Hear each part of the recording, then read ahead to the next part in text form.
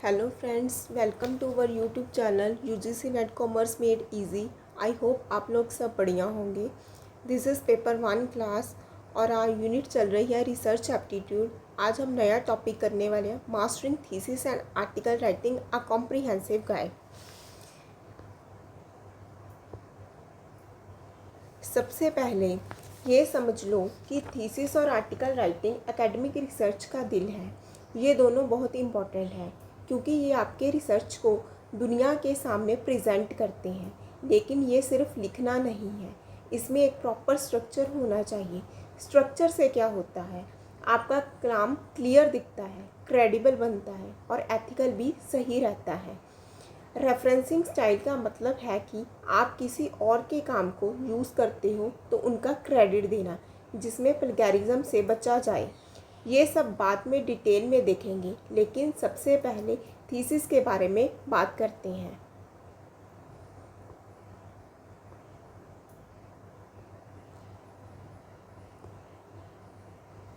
सबसे पहले थीसिस देखते हैं कि थीसिस में क्या क्या आता है।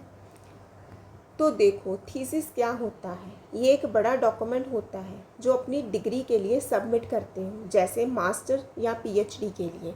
इसमें आप अपना ओरिजिनल रिसर्च या फाइंडिंग्स प्रेजेंट करते हो, मतलब अपने कुछ नए डिस्कवरी किया हुआ, कोई प्रॉब्लम सॉल्व किया हुआ, उसका पूरा डिटेल इसमें होता है। ये एक तरह की आपकी रिसर्च जर्नी का प्रूफ है। अब थीसिस का स्ट्रक्चर स्टैंडर्डाइज क्यों होता है?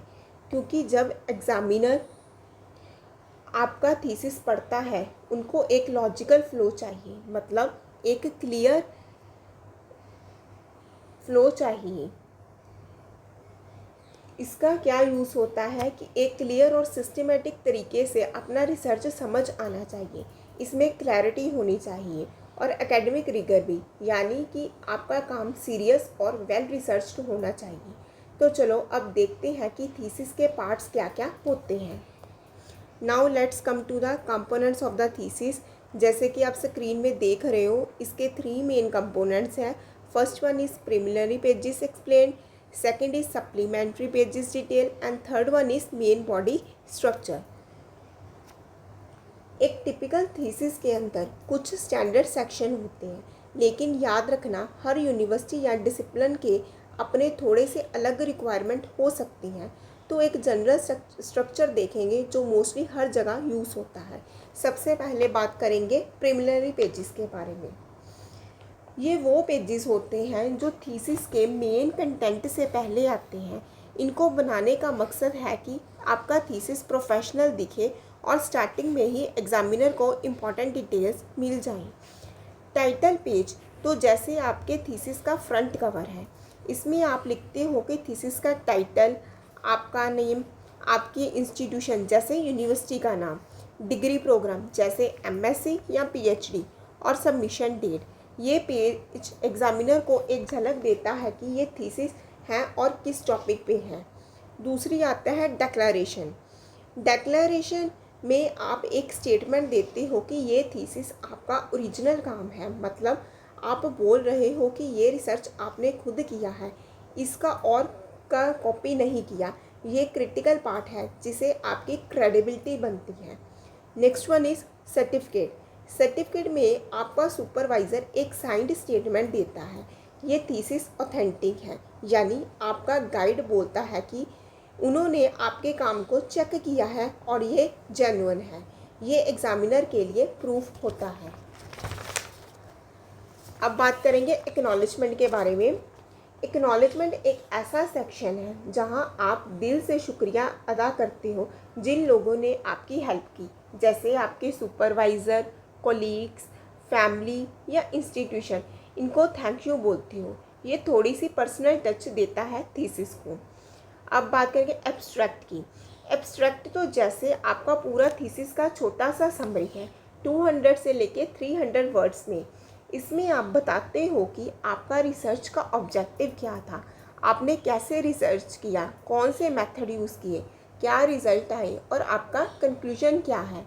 ये एक तरह का ट्रेलर सा है, एग्जामिनर को आइडिया देता है कि आपके थीसिस क्या है बिना पूरा पढ़े। Next one is table of content. Table of content एक तरह का इंडेक्स है। इसमें आप लिखते हो कि आपके थीसिस के चैप्टर और सेक्शन कहाँ हैं और उनके पेज नंबर क्या हैं। ये एग्जामिनर के लिए नेविगेशन टूल है ताकि वो जल्दी से किसी सेक्शन तक पहुंच सके। Next one is list of tables. अगर आप थीसिस में टेबल्स या फिगर जैसे कि ग्राफ्स हो गए, चार्ट्स हो गए या इमेजेस हैं तो उनकी एक लिस्ट बनाते हो। हर टेबल या फिगर का नाम और पेज नंबर लिखते हो ताकि एग्जामिनर जल्दी से उन्हें देख सके। List of abbreviation. अगर आप थीसिस में कोई एब्रीवेशंस यूज़ किया है जैसे नासा या एआई तो उनकी लिस्ट बनाते हो और उनका फुल फॉर्म लिखते हो। ये क्लैरिटी के लिए होता है ताकि कोई कन्फ्यूजन ना हो। Next one is main body. अब हम नेक्स्ट पार्ट पे आते हैं, दैट इज़ मेन बॉडी। अब आते हैं थीसिस के मेन बॉडी जो असली कंटेंट है। ये वो जगह है जहाँ आप अपने रिसर्च डिटेल में प्रेजेंट करते हो। इसमें नॉर्मली 6 चैप्टर्स होते हैं लेकिन ये डिसिप्लिन पे डिपेंड करता है। चलो एक एक करके देखते हैं। चैप्टर 1 होता है इंट्रोडक्शन का। यहाँ आप बताते हो कि आपका रिसर्च प्रॉब्लम क्या है, आप क्यों इस टॉपिक पे काम कर रहे हो, इसका ऑब्जेक्टिव क्या है और इसकी सिग्निफिकेंस क्या है, मतलब ये रिसर्च क्यों इम्पॉर्टेंट है। स्कोप में आप डिफाइन करते हो कि आपका रिसर्च कहाँ तक कवर करेगा। इसमें आप रिसर्च क्वेश्चन या हाइपोथेसिस भी लिखते हो, यानी कि आप क्या जवाब ढूंढ रहे हो। साथ ही एक छोटी सी लिटरेचर ओवरव्यू देते हो जिसमें बताते हो कि फील्ड में पहले क्या रिसर्च हो चुका है। अब बात आते हैं चैप्टर 2 में। इसको हम लिटरेचर रिव्यू भी कहते हैं। यहाँ आप एग्जिस्टिंग रिसर्च का क्रिटिकल एनालिसिस करते हो, मतलब आप देखते हो कि इस टॉपिक पे पहले क्या क्या काम हुआ है, इसमें क्या सही है क्या गलत है और कहाँ गैप्स हैं। ये गैप्स ही आपके रिसर्च का बेस बनेंगी। लिटरेचर रिव्यू को आप 3 तरह से ऑर्गेनाइज कर सकते हो। थीमेटिकली मतलब टॉपिक के हिसाब से। नेक्स्ट वन इज़ क्रोनोलॉजिकली मतलब टाइम के हिसाब से, या मेथडोलॉजिकली रिसर्च मेथड के हिसाब से। आपको जो बेस्ट लगे वो चूज़ करो। चैप्टर 3 होता है रिसर्च मेथडोलॉजी का। चैप्टर 3 में आप बताते हो कि आपने रिसर्च कैसे किया, रिसर्च डिज़ाइन क्या था, पॉपुलेशन कौन सी थी, सैंपल कैसा चुना, डाटा कैसे कलेक्ट किया और उसका एनालिसिस कैसे किया। ये टेक्निकल पार्ट है जहाँ आप अपने प्रोसेस को डिटेल में एक्सप्लेन करते हो।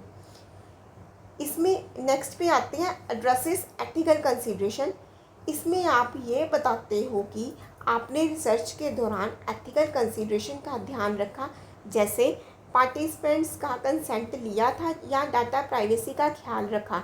ये इम्पॉर्टेंट है क्योंकि रिसर्च हमेशा एथिकल होना चाहिए। अब बात करते हैं चैप्टर 4 की, जिसमें डाटा एनालिसिस और रिज़ल्ट आता है।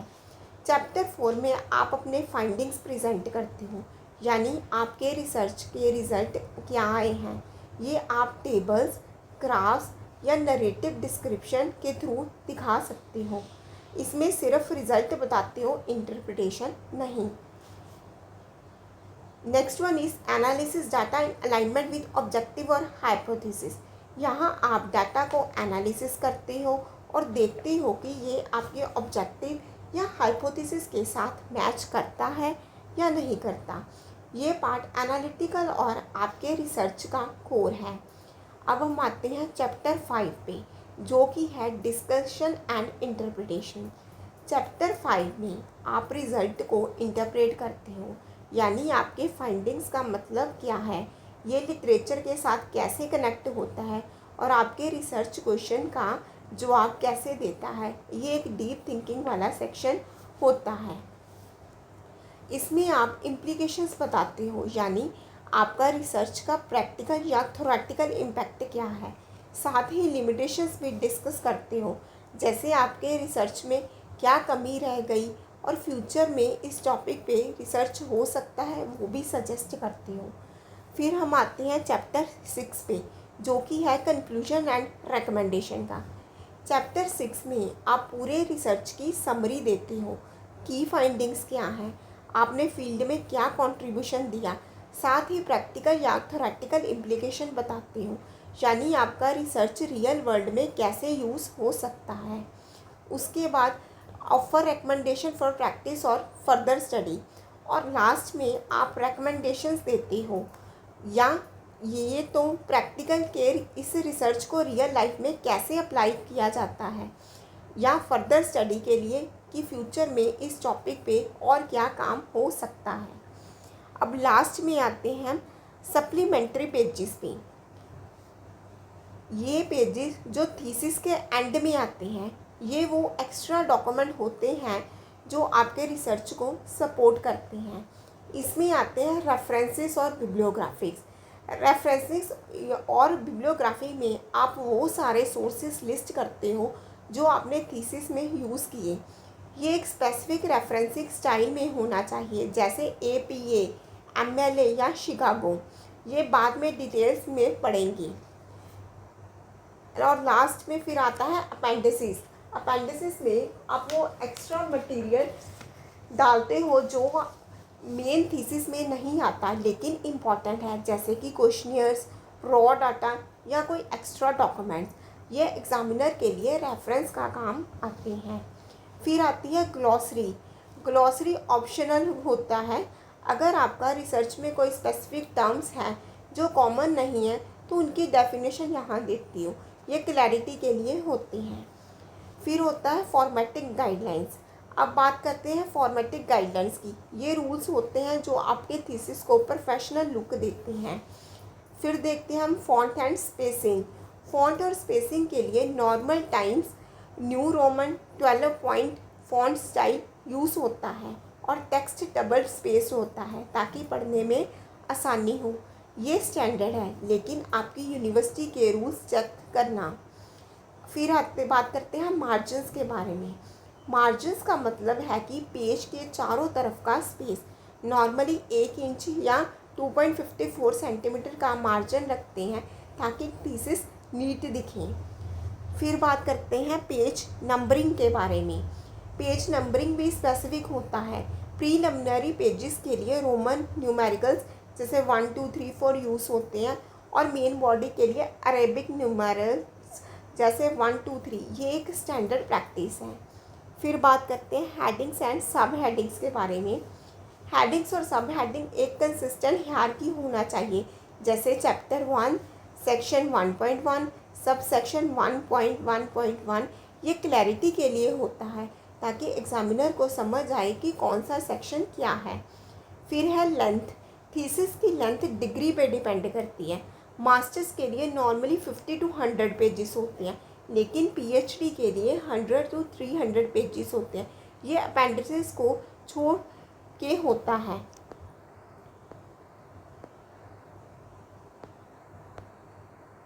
अब बात करते हैं सिग्निफिकेंस की। एक स्ट्रक्चर थीसिस क्यों इम्पॉर्टेंट है, क्योंकि ये आपके रिसर्च को लॉजिकली प्रेजेंट करता है, जिसमें एग्जामिनर के लिए एवेलुएट करना आसान हो जाता है। सब कुछ ऑर्गेनाइज्ड होता है तो उनको समझ आता है कि आपने क्या किया, और ये एकेडमिक स्टैंडर्ड को फॉलो करता है, जिसे आपका काम क्रेडिबल और प्रोफेशनल लगता है। जब आप इन रूल्स को फॉलो करते हो तो आपका थीसिस दुनिया के बाहर के स्कॉलर के स्टैंडर्ड के बराबर होता है। तो क्लास ये था थीसिस राइटिंग का फॉर्मेट और स्ट्रक्चर। हर सेक्शन का अपना इम्पोर्टेंस है और ये सब आपके रिसर्च को क्लियर, ऑर्गेनाइज्ड और प्रोफेशनल बनाते हैं। आई होप आपको जितना पढ़ाया गया है आपको उतना समझ आ गया होगा, क्योंकि ये टॉपिक इम्पॉर्टेंट है। आज के सेशन को हम यहीं वाइंड अप करते हैं। मिलते हैं नेक्स्ट वीडियो में with a new set of topics. Okay.